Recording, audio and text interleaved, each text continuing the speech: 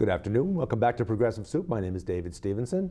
George Biglin is here with me, and we're going to continue the discussion about opioids, this time with the focus on adolescence, because that's something that probably I'm guessing that we maybe have the most chance to make the most change and the most improvement and the most lives saved of any group amongst us. George, thank you for joining me again. Adolescence, go ahead. Okay, well, again, the kind of drugs that are out there these days, you know, kids have access. It's easier to get all kinds of drugs of any persuasion, of any potency, than it is to get cigarettes or to get a beer from a store. It's easier. Wow. Some of these things are less expensive than on the street than it is that the guy. So let me just equate. If you look at the potency of these drugs, if you look at professional athletes now and professional athletes 25 years ago, the athletes now are amazingly strong. They're amazingly able to perform all kinds of superhuman type of things. Well, the same kind of developmental issues have been going on in the drug industry, both on this pharmaceutical point of view and also in terms of organized crime, illicit drug. They are better living through chemistry. They are getting they're amping up the efficiency of these things, and whereas alcohol takes 25 years to go from no use, intermittent use, to regular use, to abuse, where things were, and then addiction, that might take 25 years, might 20, might 15, but a long period of time.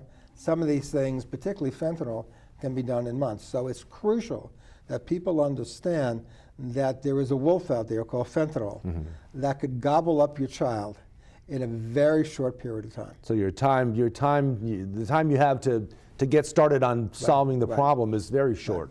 So you have to appreciate the fact that you need a tremendous amount of education. First of all, you need education about developmental steps of adolescence. There are 3 steps in the adolescent development.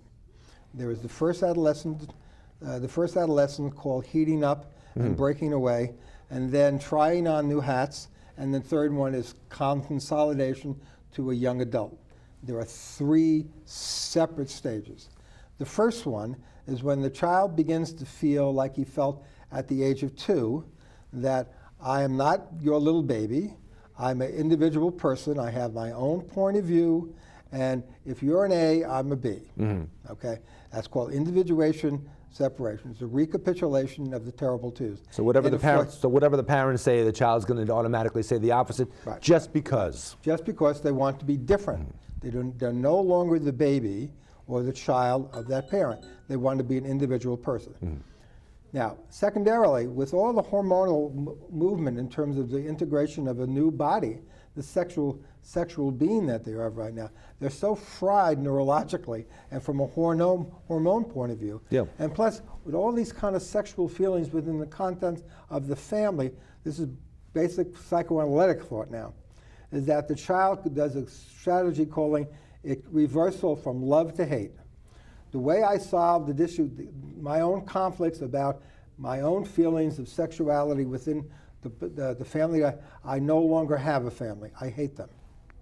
In any event, whatever theory you want to go with, what we observe in that first stage is a mercurial, up and down, crazy behavior, risk-taking, all bad school, staying out, curfew, all kinds of stuff. And we're not even talking about drugs now. They're nuts. This is just They're just nuts. Normal everyday simple behavior. Right. That stage of adolescence is not giving diagnostic categories like borderline or narcissistic or schizoid or autism, not autism, but the childhood schizophrenia. All those are diagnoses because they know it's a period of time where they're mutating from one kind of being to another. But at that particular time, they have no judgment and a lot of activity. And now they're no longer 2. Now they've got the ability to... Now they're 14, 15, and they got access to his card, and they have a credit card, and there's a lot of people out there that are more than willing to sell them anything. At that point in time, you have to really Your child does not need a friend.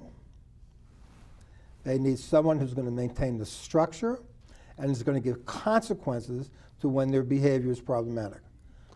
Consequences. I grew up in a time, and you're pretty much the same time frame as me, when a lot of parents went through this. They tried to be friends to their kids rather than being parents, because it just seemed to, it was an easier thing for them to do than to be parents. Okay, yeah. How do kids react to that? Well, you see, the thing we have to understand, we have to cut parents a break on this one.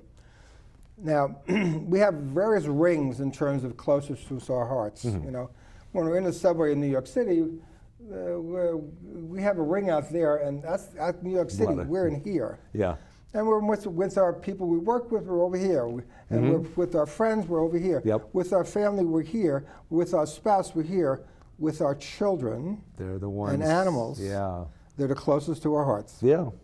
So it's hard. Right. So it's hard to be tough. When this person disrespects you, doesn't listen to you, steals from you, is abusive, doesn't want to talk to you, is disdainful of you, what happens to parents, just as a human being, their heart is broken. Yep.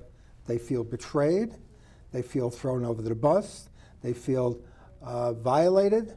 They are anxious as hell the kid's going to kill themselves. They are mad as hell that their child is abusing them. They are depressed because one of the closest relationships they have in their life is ended. It's like a death, the death of their child. You know, or metamorphosis. Well, for the good and the bad of that. In a metamorphosis, that's a very prudent way of looking at it. But when you're with that, when your child is going through that, you feel the death of your child. In that particular thing, a person will do anything. I'll do anything you want if you come back and love me the way you used to. And it's an unconscious thing, and I'm not faulting parents. I've had 2 children that I've struggled with these issues myself and stuff like that. But parents have to understand that, as Anna Freud, the daughter of Sigmund Freud, said adolescence, that's what she studied, adolescence is a time of suffering, not only for the adolescents in terms of the mutation, the turtle without a shell, the soft shell crab quality of that first 2 years, but it wreaks havoc in the psyches of the parents. It makes their life, their family life, 25% more difficult than it was prior to that. It's a crisis. So you have to understand that. Number 2, when you're dealing with substance abuse, you have to what are your process and substance issues? What do you eat too much? Do you drink too much sometimes? Do you spend too much sometimes? What do you do with cigarettes? What do you do with work? Maybe you're a workaholic. You know, you have to understand that. What are the process things? Are you spending too much? Are you gambling too much? Are you interneting too much? Are you watching TV too much? We as a species, particularly Americans, do stuff when we feel in pain. You have to assess that. So you have to understand your heart is crushed and you're feeling as upset as the teenager is about that. You have to understand where you are in relationship to your own substances. Hopefully your substances are less extreme than your child. Okay, hopefully. Yeah, hopefully, okay? yeah. But in any event, you want to assess that so you get a grounding in that. And then you and your spouse has to be together. No good cop, bad cop. Okay. What these kids need during that period of time. So mom and dad and even grandparents, if they're part of the mix, need to be. Right. Are you saying they need to be right on the same page with one another? Everyone has to be on the same page. And if it's not, when you look at an intervention on the TV, an intervention thing, what do? They bring the family together, and they meet with the family prior to the person coming in, and they have to come to some kind of consensus. You are killing yourself. We're concerned about you. We're going to get you help. Everybody has to be together. So you have to understand how your heart is broken with the adolescent. You have to understand where you are in your own substance and process issues, and you and your spouse have to be together. If these things aren't dealt with, the likelihood that you're going to be effective in getting the kid into treatment is not going to be quite high. It can happen, but it's not easy. Those things are prerequisites for getting the kid into treatment. So what does treatment look like? One level, the bottom level, individual and group psychotherapy and 12-step group. Alateen, AA. There are groups out there for kids who are substance abusing, Pot Smokers Anonymous, CA, NA, and stuff like that. You know, that's a definite. Then if that's not working, then perhaps some medication by a psychiatrist who knows about addiction. Not every psychiatrist and not every therapist knows about addiction. Interesting, because it seems like that would be one of the main focuses of what you can interact with people about and help them with. Some people gravitate away from it or doesn't get the training, but unless you're familiar with what happens with addiction, sometimes it's not worth the money or the time. But you want to, individual, group, 12-step. Second thing is partial rehab. That's 3 nights a week where they get individual, group, and psychoeducational group plus 12-step group, 3 days a week in the community. There's detox, where a person who is detox, who is really has to be detox because they can't do anything until you can go into the hospital for 7 days, come back, go to the partial hospitalization, or go to the earlier level. And then there's rehab. Now, rehab is 4 weeks usually.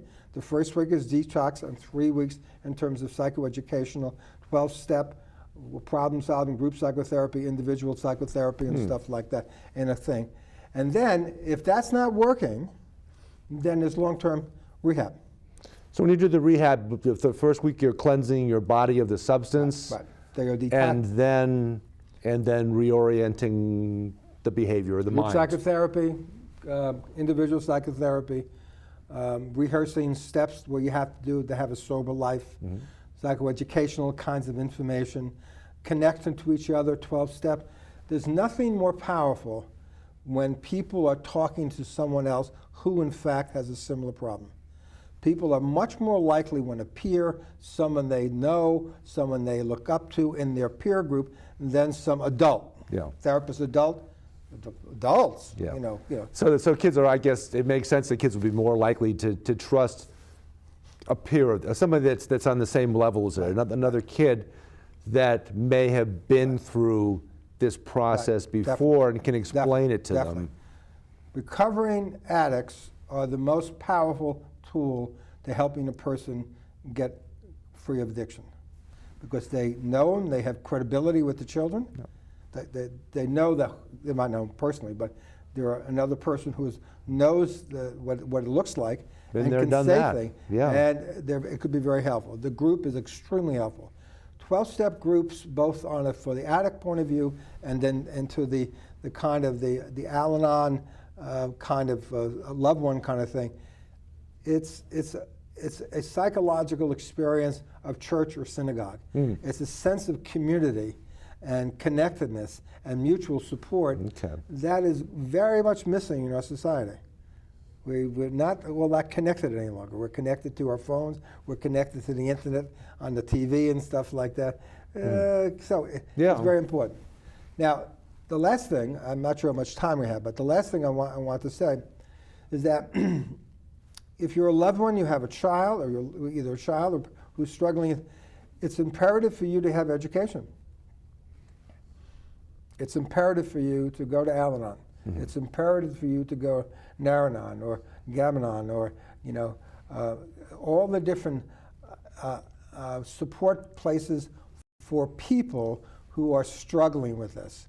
Codependence Anonymous. There's one, I forgot the name of it. There's one about dealing with impossible kids anonymous. I can't what it is. No, I'm sure there are a lot of parents that probably would like to get in there. But even if you don't want to do that, there's probably a blog or there's some kind of networking that's happening with the parents in your school dealing with the same thing. And I go around, I do a lot of training both with therapists and with parents. And the biggest question I said, you are not alone with this. The biggest thing that you have to do is open yourself up to other human beings who are struggling with the same thing. It takes a village to raise a child. It takes a village to cure a child from addiction.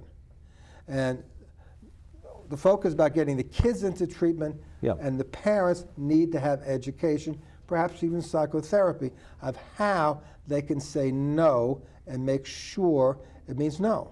Do they do this together sometimes with the parent and the child together? Yeah, treatment centers, they do that quite frequently. And when you're in rehab and stuff like that, and even on an individual level, sometimes the parents and the kids get together and they air this out. That's part of the protocol. Okay, so everybody knows what their part in this is, and everybody knows, the child knows what the parent's part in it is, so they know what to expect, and they're not surprised by the parents changing their behavior from what it's been. There's a thing called a contract. Parents have, in order for you to live in this house, has to be done. Yep. When that is done, you will get allowance, you will get this. If that does not occur, all bets are off. It's kind of like taking the kids back to the point when they were little, and you make your bed, you get a nickel. You know, it's sort of like going back to what the child may or may not have gone through as a young child. The thing of it is that it is mutually decided upon by discussion between the therapist or a group and the patient and the parent. And it's not as if like I don't mean to cut you off. That's the concept, but it's much more complicated than that. You'd be surprised what teenagers value. That good, sure, you can do that, and you're negotiating them. But the thing that I have to say is that there are heavy-duty drugs on steroids out there that can hurt your children. You have to deal with your own pain of the loss of your child and all the conflict you have. You have to evaluate, to some extent, your own substance and perhaps process addictions if you have any, and just kind of have some understanding of that. Maybe work on it. And then thirdly, you and your spouse and the rest of the family members have to be together and good. Now it gets to the point, and I say this, and this is really tough love. If a child is active in their addiction and you are not making an intervention and subsidizing their life, every day that you do that, they are more ill. So every day you do 100 more days of this. That means when they want to come back and be recovered, they have to go through those 100 days to get to where you are today. The more days you've gone this direction, the more days you've got to come back in this direction. But the thing is communication between the parents, all kinds of parents in all kinds of different ways, will give you more of a heads up on this. But you need to get educated. You need to come together. There are a lot of groups out there. And I can only say from personal experience and from all the people that I've sent to the thing, these 12-step meetings are kind of sacred rooms. Some of the people are going to be a little wacky, and some people are kind of normal, and some people are less wacky than you are. There's no, but the collegiality and support that you get in 12-step groups that is so powerful. It is literally like a wonderful church, a wonderful community, a wonderful synagogue, a wonderful mosque, whatever religious thing. It's a community that supports the parents to help them intervene with the kid. You mentioned in the first show about different types of intoxicants, starting with alcohol, which goes back, I think you mentioned about 10,000 years when the Egyptians started brewing beer. But take us through that list of intoxicants and the amount of time that it takes relative to from one to the other intoxicant to get to a point where you really are in serious danger. Well, okay, whether or not it's alcohol or whether or not it's fentanyl, that when you are addicted and dependent, you are always in danger. You are always in danger. You're one step away of making that crucial thing that could end your life. This goes for teenagers, goes for adults alike. It's how quickly you get there. Yeah. So 25 to 30 years was always the norm in terms of alcoholics. So traditionally is that people start drinking when they're 14, 15. By the time they are 41, 42, 43, then they're addicted. Their tolerance has grown. Unconsciously, they didn't aware of that. They are also in denial about that. I don't have an alcohol problem. I drink because of my wife. I drink because of my job. I drink because of my parents. Always I somebody drink else's because of fault. that. Yeah. It's called denial and Yeah. externalization. Yeah. Major defense mechanism. Mm-hmm. It could take 25. With cocaine, could be 18 months. Mm-hmm. With crack cocaine, it could be 9 months. Now we're talking really short lengths of time now, this one's relative to 30 like, years. yeah. Now we're talking Crack number like little windows of. Methamphetamine could take 8 months.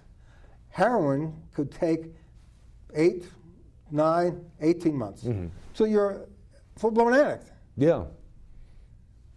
That's Fentanyl and some of this other high-octane kind of stuff, a couple of months, and it is so powerful. The person who is actually putting it into packets or the rocks that they did are not actually measuring it with any kind of scientific accuracy.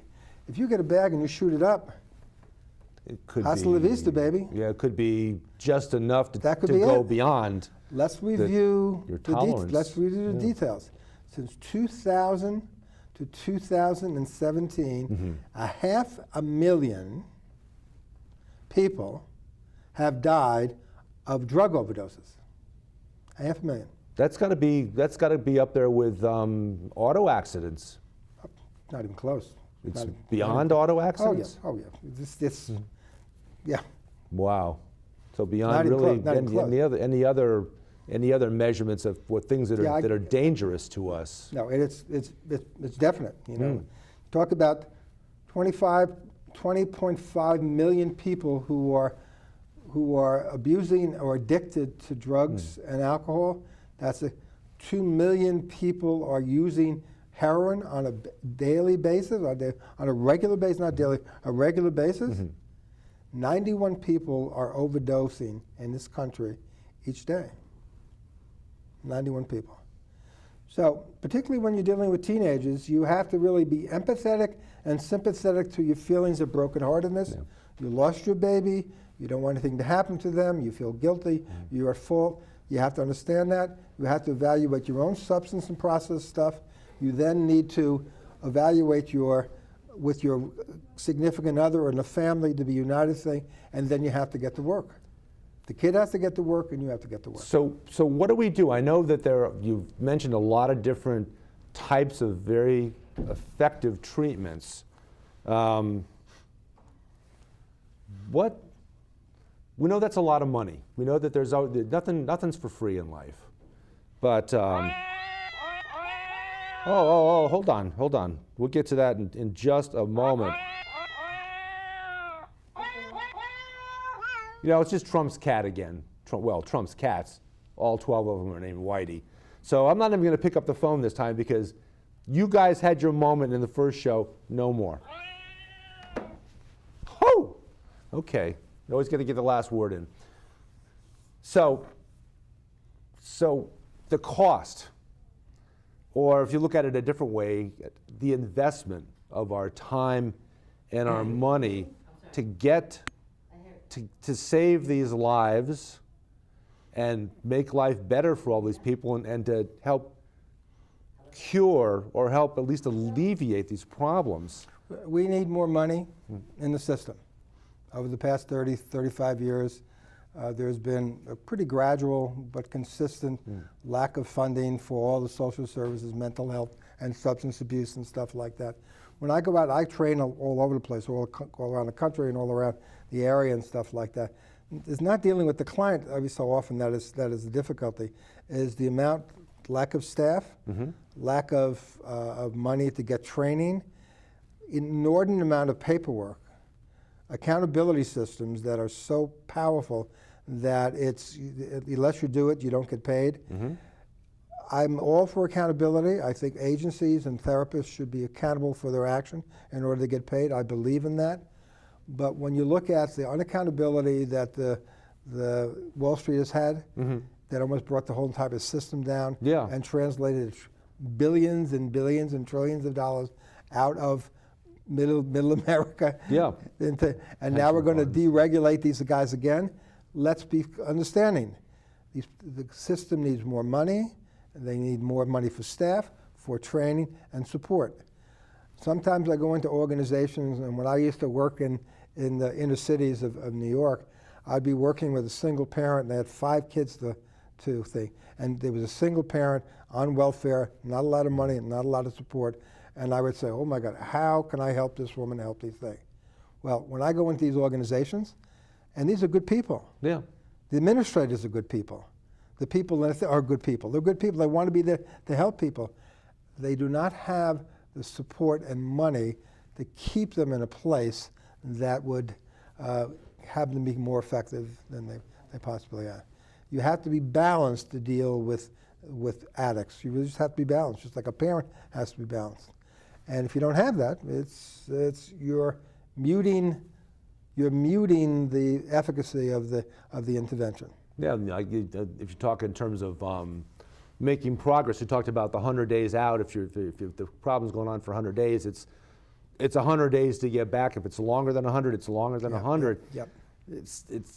If it becomes 1 step forward and 2 steps backwards, or even 2 steps forward and 1 step backwards, you're talking about a lengthening of the process, a higher expense to save a life. But let's just say it is an arduous process. It's very difficult work.